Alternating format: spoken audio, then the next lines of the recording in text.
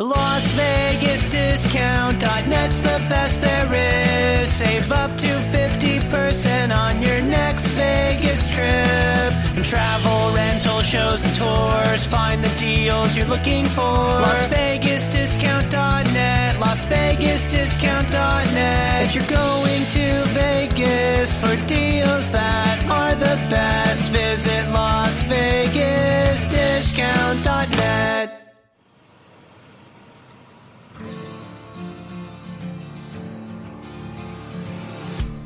Show me the numbers. There. Come. Hi, everyone. Welcome to Challenge the Narrative. My name's Lee Honish, and I am joined by the man behind it all, Bobby Capucci. How you doing today, Bobby? Doing great, Lee. Great. Everything's real good. How you feeling? 2 minutes to midnight. We finally officially hit an Iron Maiden song today. Feeling good. Feeling good. Okay, so most people don't know this about you. So you have many views that are conservative. You have many views that are libertarian. Very much so. And part of you is downright tree-hugging hippie. Yep, 100%. And being 2 minutes to midnight, that must appeal a little bit to your tree-hugging hippie side a little bit. Yeah, hey, look, at the end of the day, I think that right is right and wrong is wrong. And I'm a guy that's had a lot of life experiences, and thankfully I've grown from most of those experiences, and I'm able to, see between the lines of most situations now and look at the nuance as opposed to just, what's being put right in front of you. Well, and I just bring that up as a segue into today's topic, which is hashtag release the memo, as you guys all told by the title. So the FBI hasn't even seen Devin Nunes's hashtag release the memo. All right, where does this all start? Rewind this. I'm just looking at the MSN report. The FBI is requested to receive a copy of the memo in order to evaluate the information and take appropriate steps necessary. The request has been declined. Rewind this, okay? Start from the beginning. Right. What is the memo, right? And why is this all coming to a head right now? All right, so what we have going on here with the memo is it's all about the FISA, the warrant, the FISA warrants, where basically it's a court that has been set up where federal judges provide warrants for the government to follow people that aren't American citizens. And what happens is, say you make a phone call to Saudi Arabia and the person that you're calling has been caught up in one of their investigations. Well, that conversation is recorded and saved in the NSA, along with every other conversation, mind you. But it's notated that you're an American and you're supposed to be masked, meaning your identity isn't supposed to be revealed. Right? So that's all part of the court. And this was all stipulated all under the Patriot Act that our good old friend George W. Bush gave us after 9/11. So what happens is with these FISA courts is the government can go in and they can request a warrant on anybody to the federal judge. And there's no any reason, right? Any reason, correct, as long as it involves a foreign entity. And the judges, there's no oversight here. There's nobody is really overseeing what the judges do. And while you want to think that these judges are, they're going to be fair and they're going to look at what's going on and they're going to give the citizens the benefit of the doubt as justice should be. A lot of the times, you got to look at some of these judges and they have political leanings as well. Like one of the judges, the judge who heard the Flynn case, Contreras, he had to recuse himself afterwards because it's been speculated that he was the judge that granted a FISA warrant to the Obama administration to spy on the Trump administration, all based on the salacious and basically debunked dossier that they put together. So the whole entire memo it's the nexus is from this dossier that they're supposedly had used to get a FISA warrant to spy on the opposition political party, which is basically, as you well know, the kind of stuff that happened in the Soviet Union. You're not supposed to do that in America. So what's happening now is Devin Nunes, after they've started getting more information together. They've been hearing testimony from people like Andrew McCabe, who is third in charge over at the FBI, who is his wife received a lot of money from a Hillary bagman, Terry McAuliffe, and in fact he was told in 2015 by a memo, believe it or not, in the FBI, an internal memo, that he could be in trouble with a conflict of interest with the whole Hillary thing, and he totally ignored that and just mowed forward. So you got all of these guys. They're all wrapped up in all of this whole entire FISA situation. Okay, so from what you're explaining to me and from what I'm reading, and for those of you wondering, I'm reading from MSN, right? There's a lot of stuff going on here from a bunch of different directions. Of course, the MSN piece is slanted far more to the left side, and they're highlighting and focusing on the FBI abuse. But they're also pointing out that it's also, is it just politics as usual on Nuñez's behalf? And that's really what the discussion here is, right? Is the FBI abusing the power? Do they have the right to use this power? Does it really play out, right? In the case of in the case of Nuñez and the money, is this just not politics as usual? Look, here's the thing, Lee. If this was just politics as usual, then most people would just be realistic based on what we've seen over the last 16 years, right? Let's go back 2 or 3 presidents. It's business as usual, Bobby. I have evidence. The text messages between Peter Strzok and Lisa Page.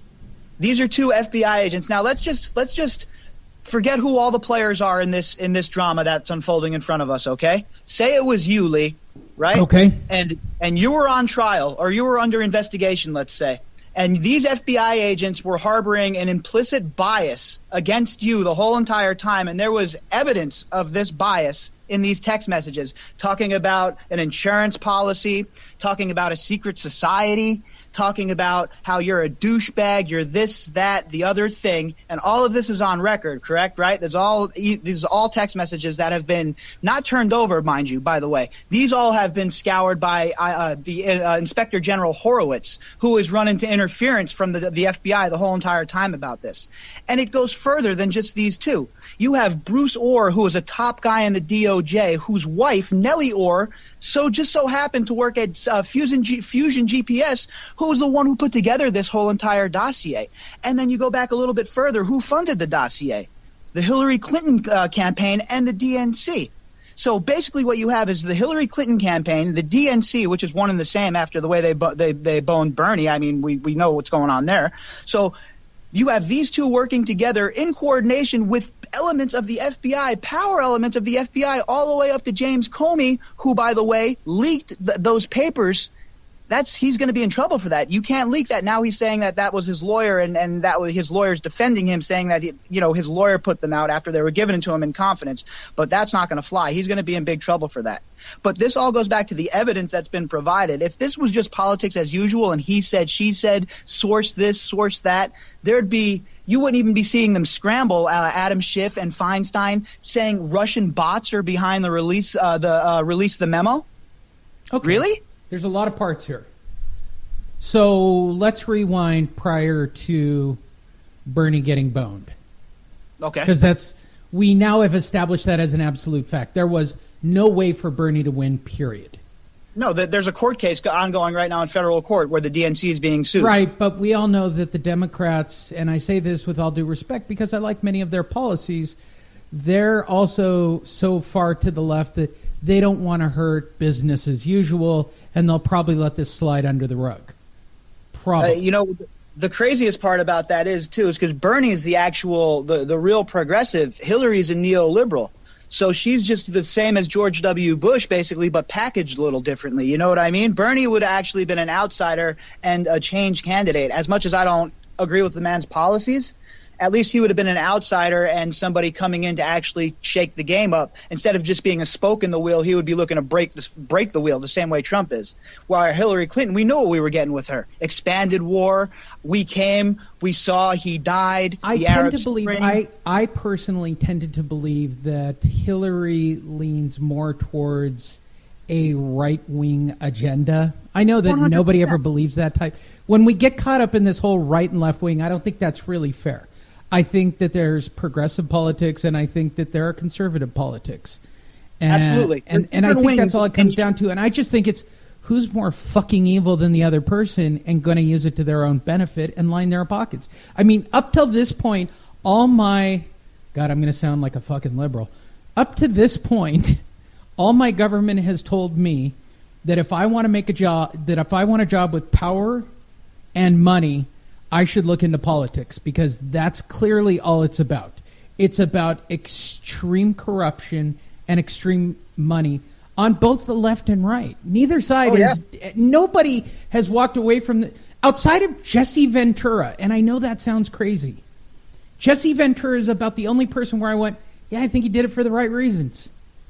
Yeah, I mean, for me, it's Ron Paul. Okay. Him and Rand Paul are the only two guys. I mean, they went in. They were both doctors. Neither of these guys are super rich now. You look at someone like Maxine I would preface that only with the minute he started to talk about the Fed, somebody calmed his ass down. Because he had an obsessive compulsive disorder about wanting to shut down the Fed, which was correct. Don't get me wrong. Shutting down the Fed would be the smartest thing we've ever done in American history, but we can't stop it. Well, we could. JFK wanted to as well. Yeah. I mean, look, let's be real. Worked really well for him too. Look, he wasn't. The problem with JFK was he believed in the system. He didn't. Believe I don't believe in the system. You don't believe in the system. No, hell no, I don't believe in the system. Look, man, I've seen what the system does to innocent people. I've seen the FBI sow their seeds of damage and destruction in my own neighborhood and in my own family. I've seen how they conduct themselves. I can't even stress it enough for everybody listening. We hired a reality star to run our country. That's what we did. We really did the popular vote once and for all with someone who he's doing a good job. I wouldn't put him characteristically as a great job or a fantastic job. He's doing a really solid job. He's not getting a fair break.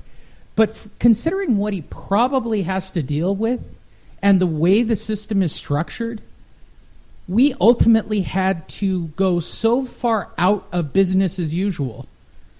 We had to put in Donald Trump. That's crazy.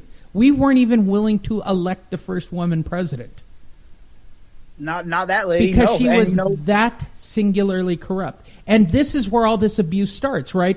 This whole setup, prior to Bernie, everything was going according, I hate to use the Joker terminology from, the Batman movie, it's all part of the plan, right?